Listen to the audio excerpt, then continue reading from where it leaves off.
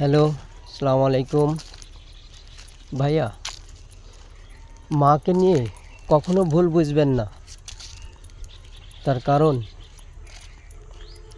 মা এমন জিনিস, আপনি কঠিন একটা অপরাধ করবেন, মার সামনে গিয়ে শুধু বলবেন, মা আমার ভুল হয়ে গেছে, আমার মাফ করে দাও। সঙ্গে সঙ্গে সে মাপ শব্দটা বের করে দেবে। কিন্তু মা যদি ছোট্ট একটা অপরাধ করে, তাহলে সন্তান কি করে? ঘাড় ধাক্কা দিয়ে বাড়ি থেকে বের করে দেয়।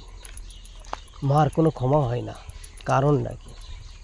তাই এই ভুলটা কেউ করবেন না। মার সাথে কোনো দুর্ব্যবহার করবেন না, তাহলে মায়ের চোখের পানিতে ভেসে চলে যাবেন, কিন্তু সাগরেও এত পানি থাকবে না।